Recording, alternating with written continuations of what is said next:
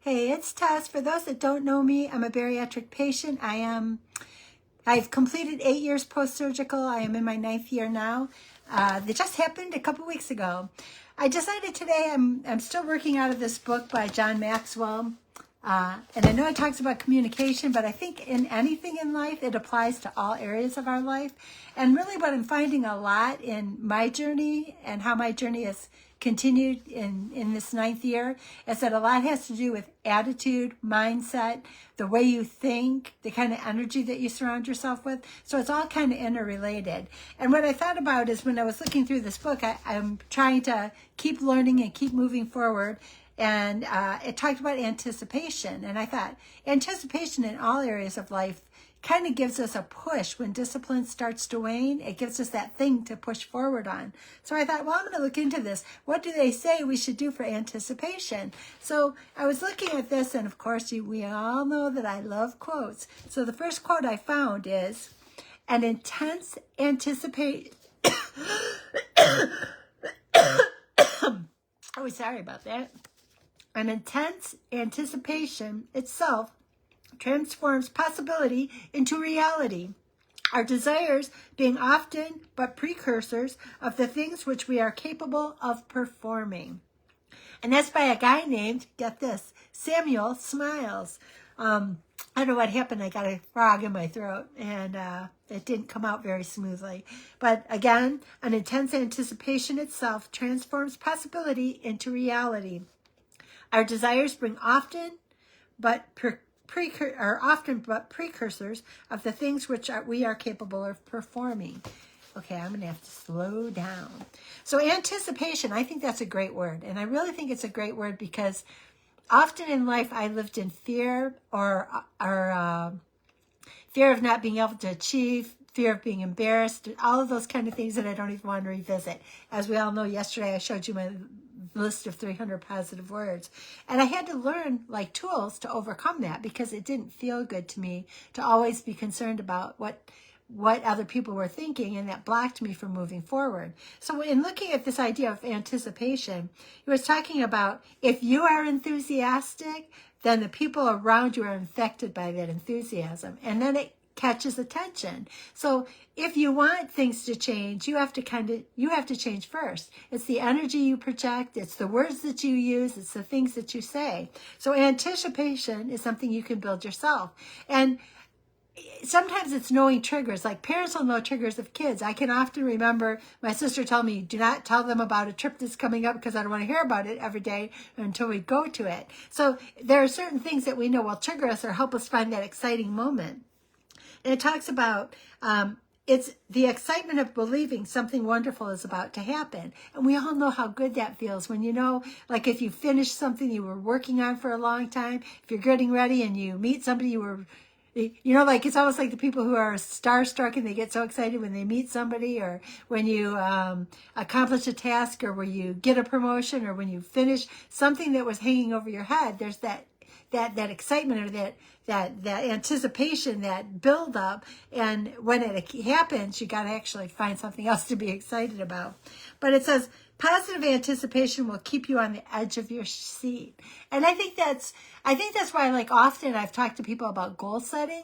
And when you're goal setting, you have to always be putting a goal that's in front of the one you're working on, because you don't ever want to get to a point where you're done. Because the day that you're done, you don't have anything to look forward to, and you lose excitement and anticipation. That's why I always say, and anybody in the crews that I hang around with will say the same thing. I don't say that I'm going to retire. I just say that I work differently, and I've already started down that path, and I started down that path about 1.5 years ago because I knew I finally realized there was a different way and that I could be a part of it. I just before that didn't think that I could be a part of it. So I had to learn that there were opportunities for everybody.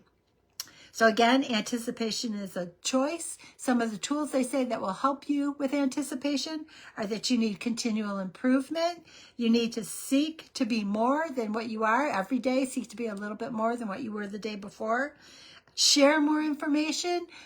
This sharing is directly a result of Doc V, but I do still do it because there's an accountability in it. I know it's kind of funny because I shared yesterday that I was fasting. Twice a year I like to do a 100-hour fast. It's kind of me saying that I'm still in my journey. And since I have just recently passed over into year 9, I usually do it at my birthday and at the year anniversary of my surgery. And somebody reached out to me privately and said, so are you still doing it? And yes, the answer is yes. I'm about 70 hours in now. But I like that feeling, that fresh start feeling, so it's something I like to do. I studied it, I read it, I've talked to people, so I have my pattern that I follow when I do it. But I'm not medical, I'm not telling anybody to do it. You have to follow your own journey. So for me, it's exciting to know that I'm this far in, because it's so far in now that, I can't stop. And it's kind of fun because I love this feeling. This is kind of what got me to this point, is I remember this feeling and I love this feeling. So it talks about, if you're excited in that place of anticipation and looking forward and excited about where things can go, it actually draws other people to you. And I think that does happen, because I do have people reach out to me on a pretty regular basis. And like today I was on a live in the Wealth Wednesday, and there were some pretty nice comments being made, and it was kind of a little bit embarrassing, but it was nice. It was so nice that if I could affect people that way, that it would feel good for them to, for us to connect. That made me feel good, because honestly, that's important to me in life. I want to leave this world better than when I got here. It says, how we view things is how we do things. So I think that's really important. How you think is what you're going to do. So if you think it's a horrible, terrible, awful task, it's going to be a horrible, terrible, awful task the whole time you do it. I recently posted on one of my friends. She had a birthday. Maybe it was her daughter's wedding. Okay. It was somebody I worked with, and her daughter had gotten married. And what ended up happening is she posted pictures of her kids when they were little and then at the wedding. And what I noticed is it reminded me that this woman was pregnant with twin girls, and she was hospitalized for like the last 4 months of the pregnancy. And I kept thinking, man, that's got to be hard. But every time I would go see her, she had the most positive attitude you have ever heard in your life. And I thought, wow. And I asked her one day, I go, how do you do it? Because there were things falling apart in her life. Make no mistake, it was not an easy journey. But she was so positive, it was unreal. And I asked her, I go, Lori, how are you staying so positive? I mean, I love what you're doing, but how are you doing it? Because you're like basically tied to a bed. And she said, I know that it's for the girls. At the time, she didn't know it was girls, but she said, I know it's for the children. If I feel bad, I share that bad with the people around me or the people inside of me. And I thought, boy, that is really, and that had to be a hard thing. But I will tell you, for the full 3.5 months she was there, her attitude was amazing. And in life, she struggled with things like all of us do, but she always went at it from a positive attitude and always seemed to land to the next best possible place. So I think that was a telling thing for me. Well, how we think about it will help to direct us to the next place. And if you don't want to get to the next worst place, you want to get to the next better place, you better change your thoughts. Let go of the worst place that you're at right now and put those positive thoughts together and land in a better place. Don't repeat, learn. As it said, how do you get to that anticipation place? Learn, improve, seek to be more and share more, and you can propel yourself to something that feels really good. And it says, we become what we see ourselves becoming. Again, be careful what you think. So really, pointers they gave us, the first thing is you got to believe you can. You have to really, truly believe you can. And that is one of the things that has helped me, because I've done a couple of crazy things in my life. Once I got over that point of thinking I couldn't, or that somebody'd be mad at me because I do tend to jump off into things, it made me start doing things that were really, really like off the charts, but were actually really good. Like I was 4 months away from a 300-mile bicycle ride, raising money for Make-A-Wish. I had just lost 100 pounds the first time. For those that don't know, I lost over 100 pounds twice in my life. And the first time I was in the gym like 3 and 4 hours a night, because I was determined that, nothing was going to happen. It was medical that took me backwards, but I was determined, and I was with a bicycle team, and And at the time I wasn't with the bicycle team, but I was just going into the gym every day. And somebody came in and said, oh, hey, there's this 300-mile bike ride. And the instructor was a friend of mine. And she goes, hey, T, you want to do it? And I'm like, okay. Neither one of us had a bike. Neither one of us had a road bike. Neither one of us had trained. But 4 months later, we did a 300-mile bicycle ride raising money for Make-A-Wish. So it was kind of a cool thing to do. So believe you can, because if you believe you can, it will improve your self-esteem, and that will build beautiful things or give you opportunities. And they say as part of building your self-esteem, use mantras. And I agree with that. I am affirmations, mantras, anything like that will help you to move forward. And then they also say, believe something amazing is going to develop. It's going to happen. It's going to come forward to you because you can feel it. When you get that excitement, because it's almost like a self-fulfilling prophecy. Be careful what you want to self-fulfill, because if it's always the negative, you'll get the negative if you want the positive. And I can tell you from firsthand experience, because I've done it both ways, if I keep thinking it's going to be horrible, it becomes horrible. If I think it's going to be positive, it becomes positive. And so I shift. And if I'm around the people that are not a match to me, sometimes you got to limit that time and move on somewhere else, because it's not working. You're not in sync.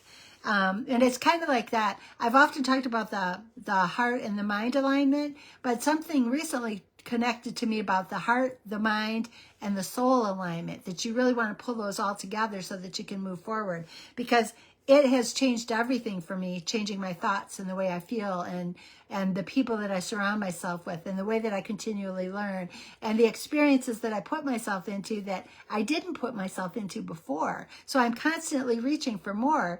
But what I find is the more I reach for, the more I want to learn, the more I want to grow, the more I want to do. So it says, again, see the best in everything. Constantly learn, grow, expand, and connect. So that, because the greatest, you want to know, the greatest is always on the horizon. There's always something exciting just down the road that you can reach for. There's always more.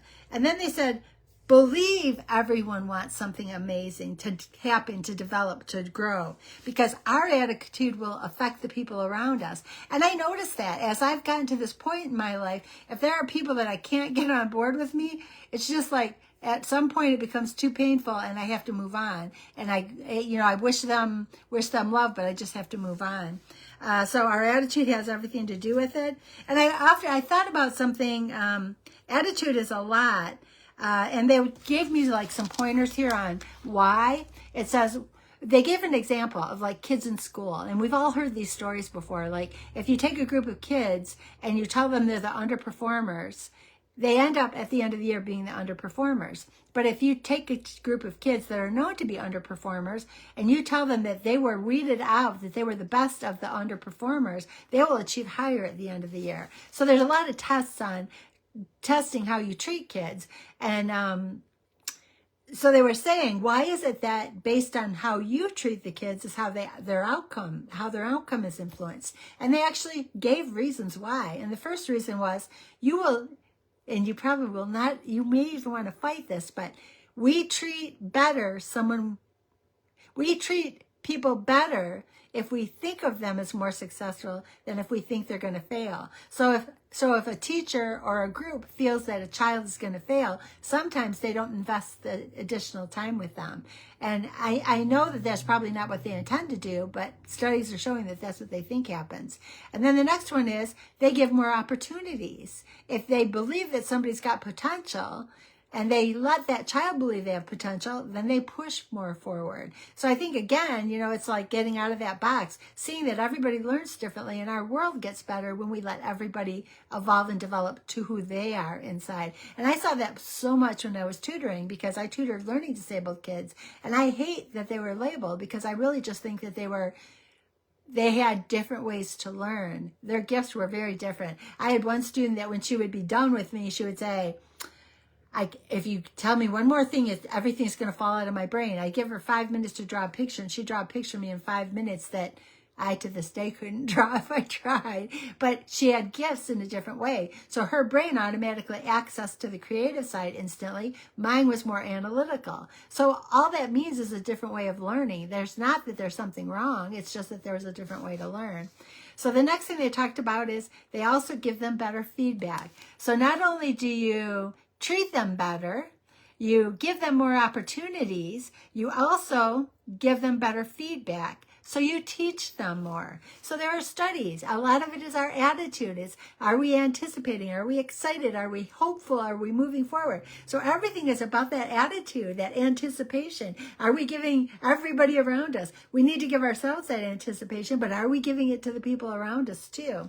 And then it says, how do you create that atmosphere? So they kind of gave 4 pointers, and I thought they were kind of good ones too. They said, creating an atmosphere of positive, uplifting, optimistic, added, the way to do this is kind of like, think about it as turning on a faucet. If you turn on a faucet, you know you can, you're building excitement, there's creativity. And they said, think about like, it's a flow. If you turn off the faucet, nothing's coming out. There's no forward motion. So turn on the faucet, there's a flow to it. If you turn off the faucet, there's nothing. So turning on that faucet, and in other words, what they're saying is, grab a book, take a class. And that's what I've done the past 4 years. Grab a book, take a class. If I learn one thing out of that class, that's great. I'll move on to the next class. Can I go to this seminar? Can I go to this mastermind? Can I learn this? Can I try this? Is this working for me? So for me, it's been constantly reaching for something. And I wish I had known this earlier in my life, because I would have done this earlier in my life. I really like this because it's like I get to learn what appeals to me instead of what somebody created in a curriculum. I love it. And I'm glad that I did go down this path, because I love creating my own curriculum or creating my own life. And isn't that the way it should be for all of us? So turn on the faucet, meaning be excited, learn something new, go down a different path, head down a different avenue. And if somebody else has never been down that avenue, it might just be your avenue. You don't want to do what everybody else does. We don't want to be the 95%. Let's be the 5% and slide around and look for what is our special gift. And it's going to take opening doors, going through doors, coming back out, going down avenues, going down another detour. But that, if you look at it the right way with anticipation and excitement, it feels really good. And I will say, for me, I love being this person. The next thing they say is set the table. Oh, well, how do we set the table? You want to wake up excited. You want to you want to know it's creative for you. I can't even read my own writing, and I'm usually not a bad writer. You wake up excited. You never, you just keep pushing forward, even if you feel a little bit of regret. Know that this new life that you're working towards was created for you. You want to change your life. You want to know that there is you can go 10 times more than what you're doing right now.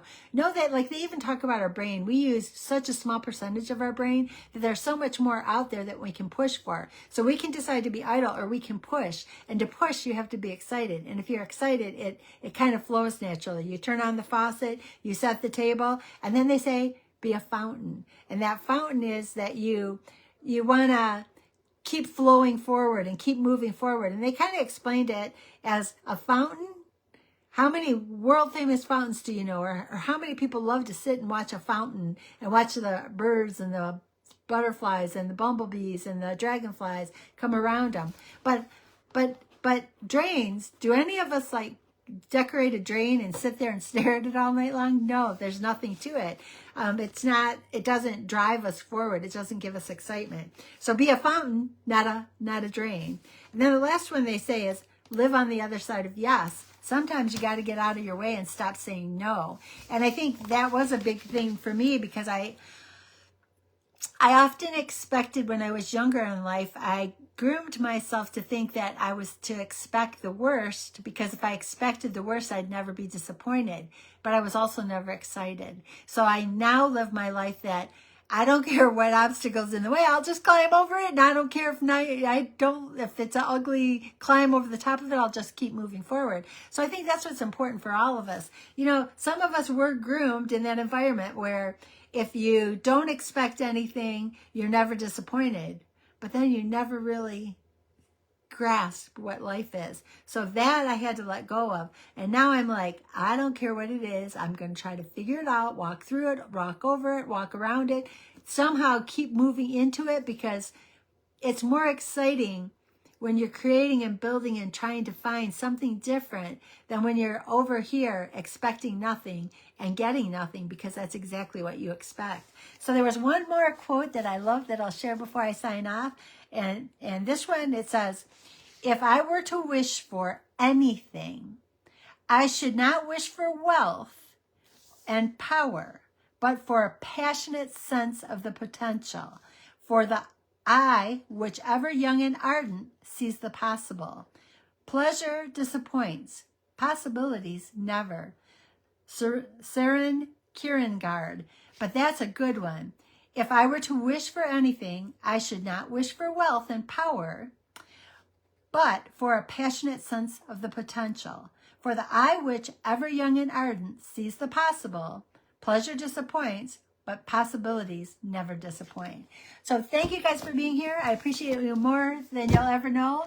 I love this book. I'm kind of adapting it to just a talk, not about communication, but it is a communication book, because we all know I'm into whatever I can find that will tickle my fancy today. Thank you for being here. Have a beautiful night, and reach for something a little more than you've actually had before, and maybe go out there and check out a sunrise, a sunset, something healing, something that will make you feel good, and stretch your boundaries a little bit. Thanks, and have a great night.